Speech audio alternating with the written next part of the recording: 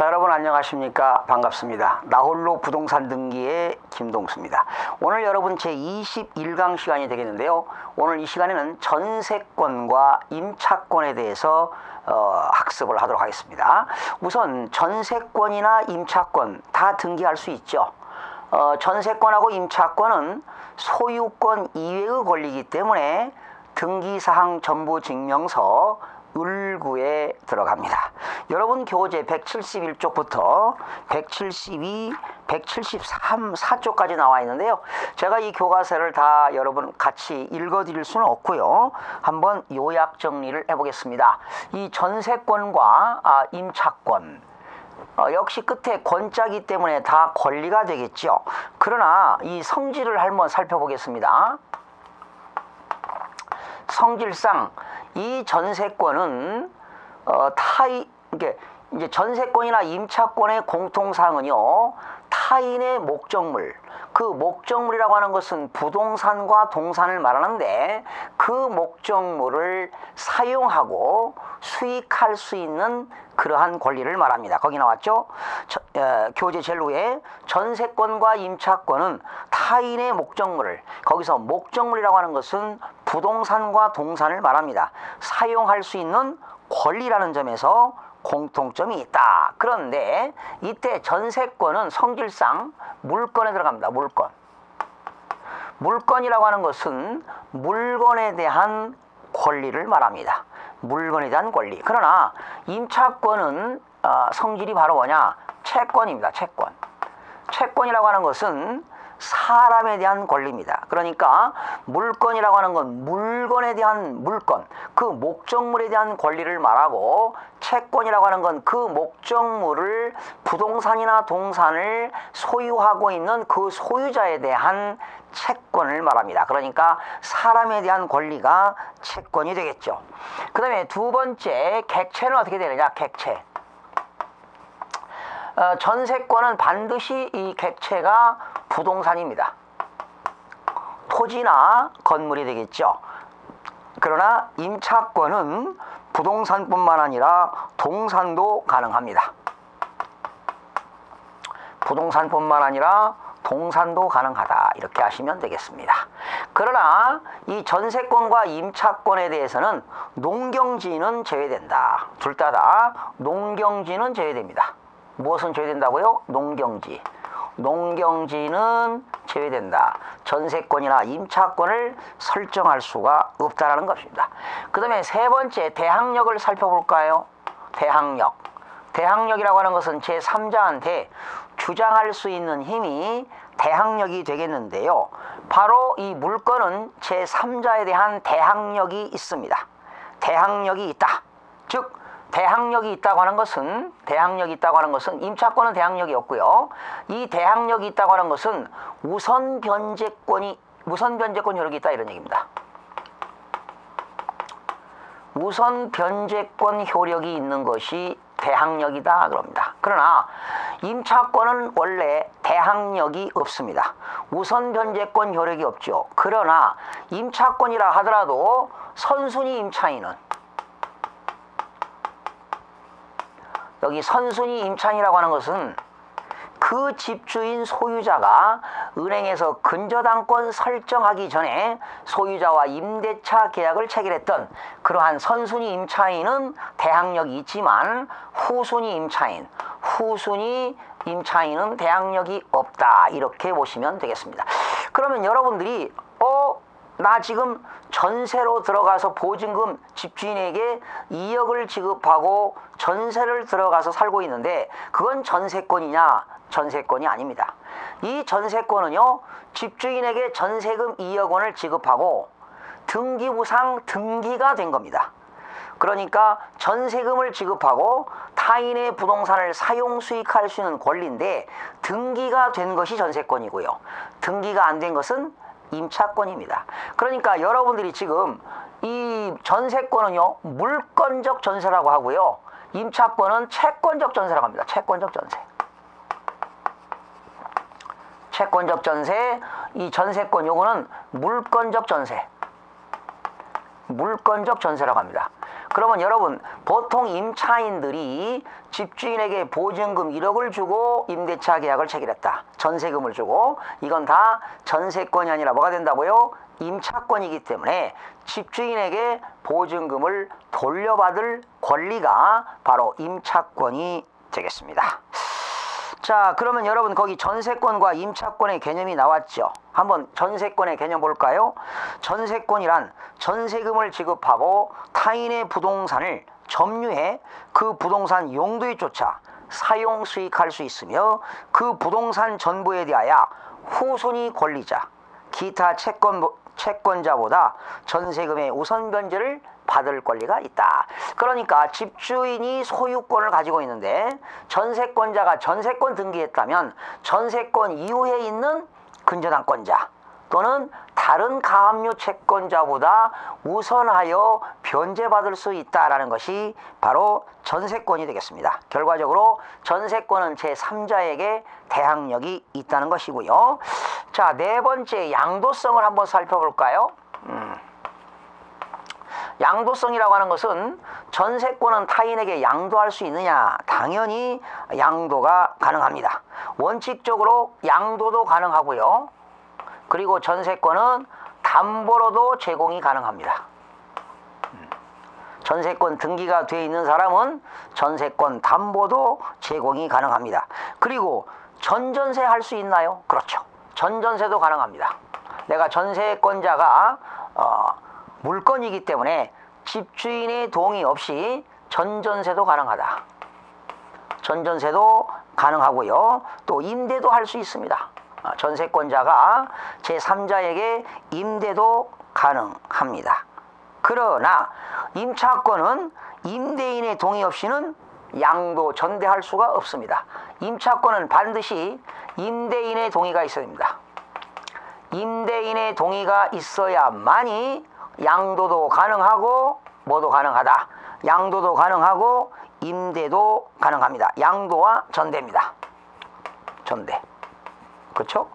임대인의 동의가 있어야만이 양도도 가능하고 전대도 가능하다. 그러나 전세권은 임대인의 동의가 없이 양도와 전전세가 가능합니다.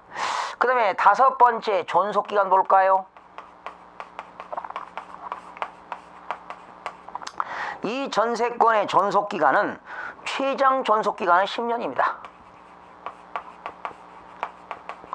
최장 존속기간은 몇 년이요? 10년이 되겠습니다.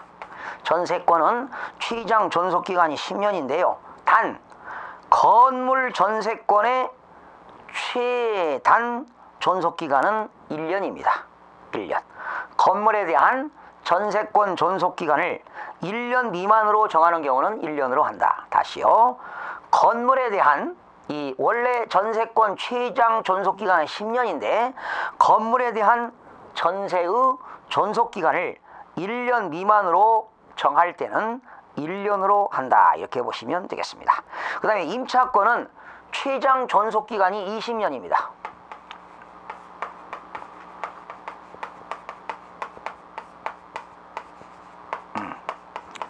전세권의 최장 존속기간은 10년이고 임차권의 최장 존속기간은 20년이 되겠습니다. 그러나 토지 임대차의 경우는 외외 규정이 있다. 그리고 주택 임대차는 보통 몇 년입니까? 최단 존속기간. 그죠? 주택 임대차. 주택 임대차는 최장 존속기간. 주택의 임대차는 최장 존속기간이 몇 년이라고요? 최단 2년입니다. 주택의 최단 존속기간입니다. 최단 존속기간. 주택은 최단 존속기간이 2년이라는 것을 기억하시면 되겠습니다. 그러니까 전세권 존속기간은 10년을 넘지 못한다 나와 있죠. 그러나 당사자 약정기간이 10년을 넘는 경우에는 10년으로 단축한다. 제일 밑에 171쪽 건물에 대한 전세권 존속기간을 1년 미만으로 정할 때는 1년으로 한다 이렇게 나와 있습니다. 그 다음에 묵시적 갱신 한번 살펴볼까요? 여섯 번째 묵시적 갱신 됐습니다.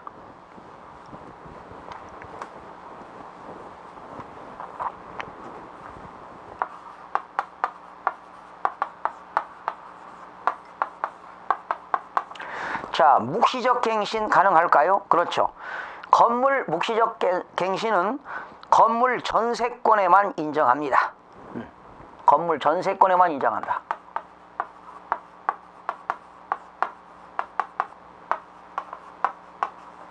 묵시적 갱신은 건물 전세권에 대해서만 인정이 되는데요. 그러나 거기 전세권 갱신 나왔죠, 여러분.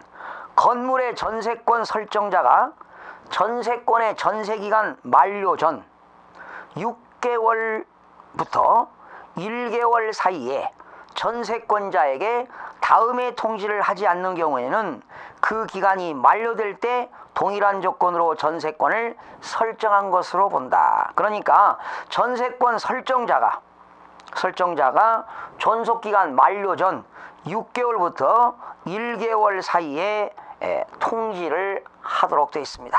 이렇게 통지하지 않을 때는 묵시적인 갱신이 이루어지는 것으로 보고요. 그 다음에 임차권 어떻게 될까요? 모든 임대차에 인정합니다. 모든 임대차를 다 인정해주고 있습니다. 임차권은 모든 임대차에 대해서 다 인정해주고 있다. 그 다음에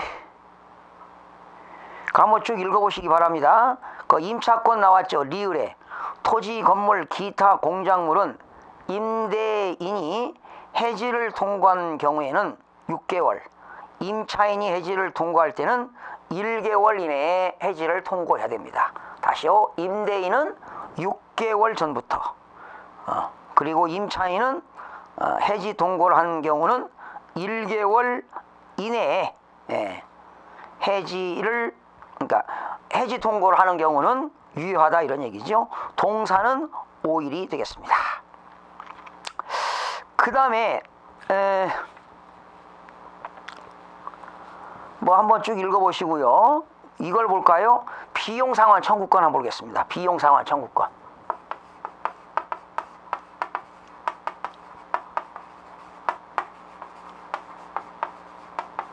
전세권자가 비용을 들이면은 그 집주인에게 상환 청구를 할 수 있는데 유익비만 가능합니다.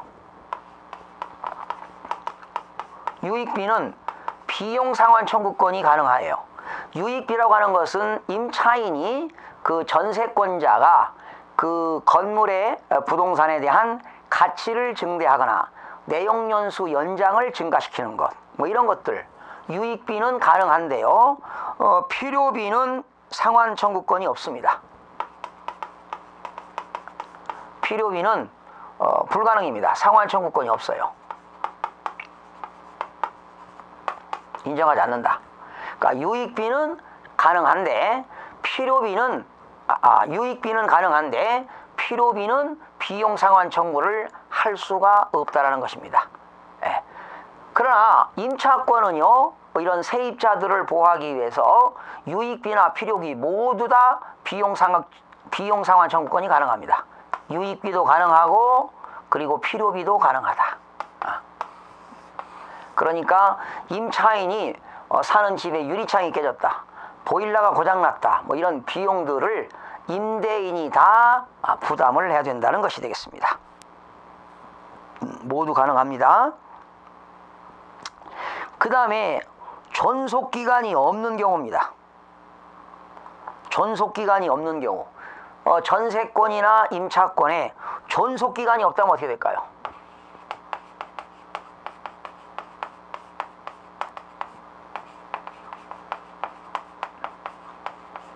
존속기간이 없는 경우에는 상대방은 언제든지 해고 통지할 수가 있고요. 해고 통지 가능합니다. 존속기간이 없다면 언제든지 해지 통고가 가능합니다. 그러나 해지 통고를 하는데 6개월 후에 효력이 발생합니다. 6개월 후에 효력이 발생한다. 6개월 후에 효력이 발생합니다.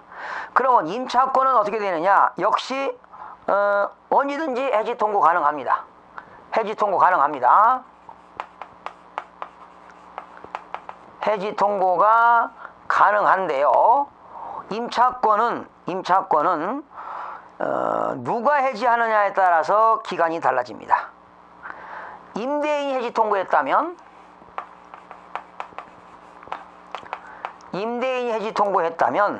해지 통고한 날로부터 6개월이 되겠고요. 6개월부터 효력이 있고요. 임차인이 할 때는 1개월입니다.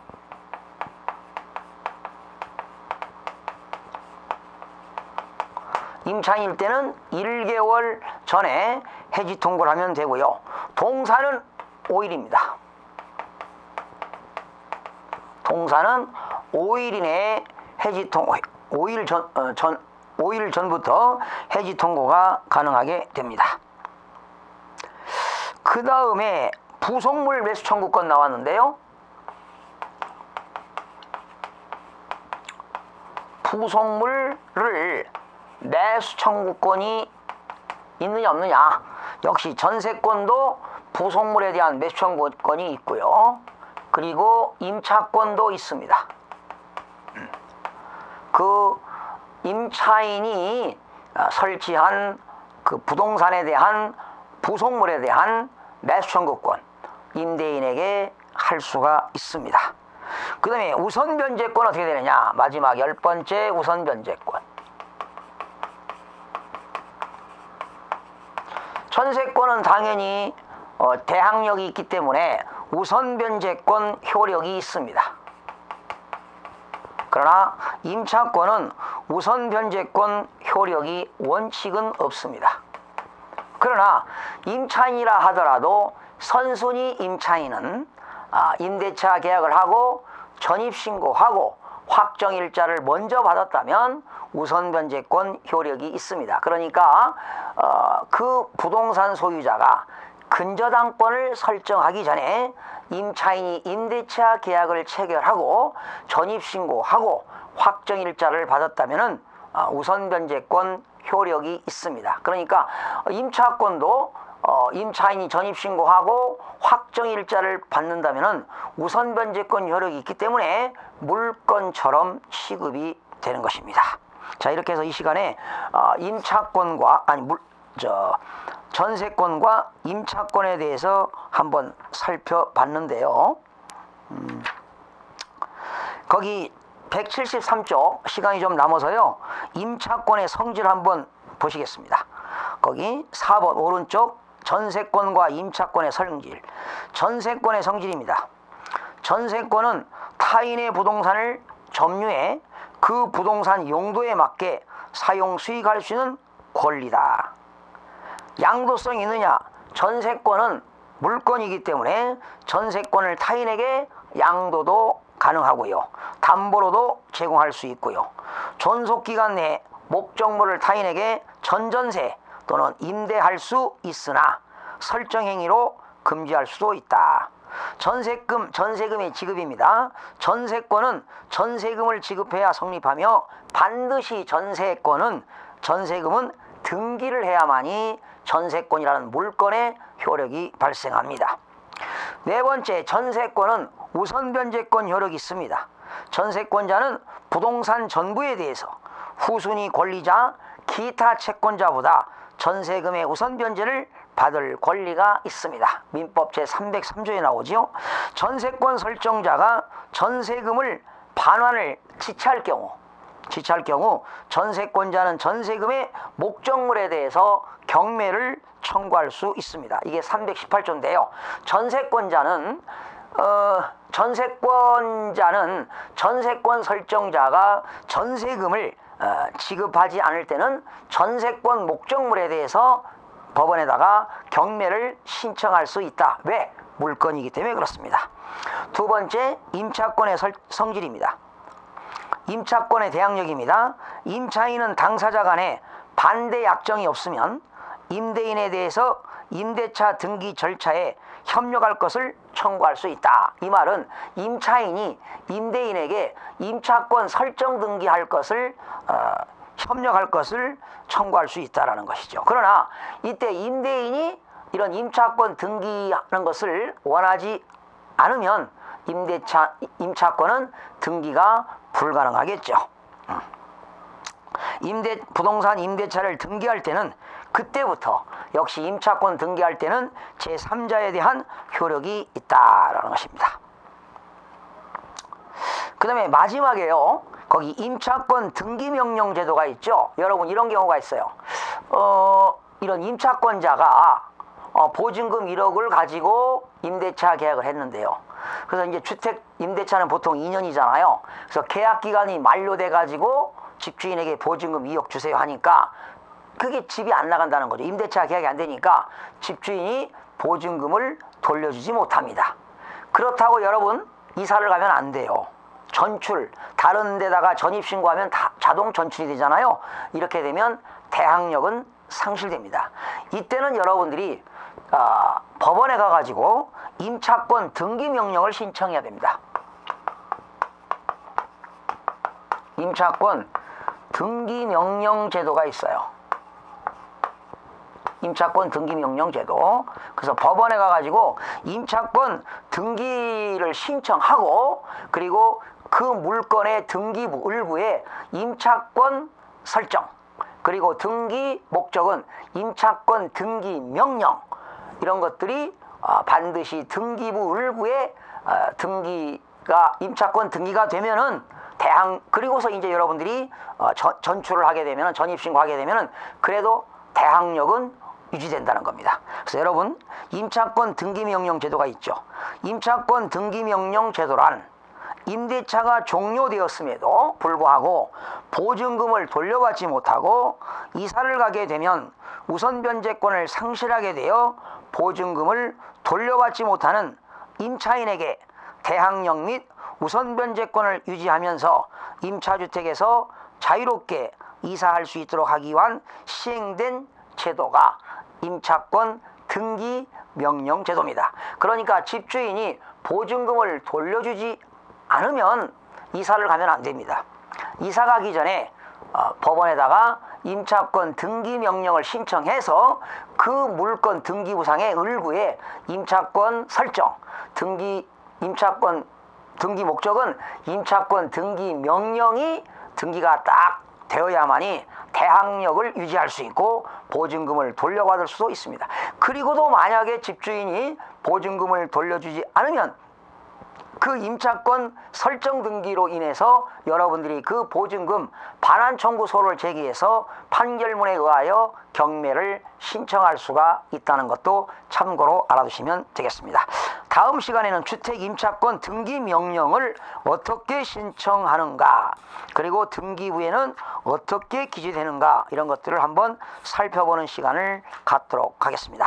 그러니까 여러분들이 법원에다가 주택 임차권 등기 명령 신청은 어떻게 하는가 이런 것들을 살펴보는 시간을 갖도록 하겠습니다. 이런 것들을 모르면 법무사한테 가야 되지 않습니까? 그래서 여러분들이 혹시 그런 일들이 비일비재하게 일어날 수가 있습니다. 집주인이 보증금을 돌려주지 않는데 지금 다른 지방에 발령받아 가지고 이사를 가게 되는데 부득이 할 때는 임차권 등기 명령을 법원에다가 신청을 해야 된다는 것 기억하시기 바랍니다. 여러분 다음 시간에 부동산 등기 임차권, 주택 임차권 등기 명령 신청에 대해서 학습하는 시간을 갖도록 하겠습니다. 여러분 대단히 수고하셨습니다.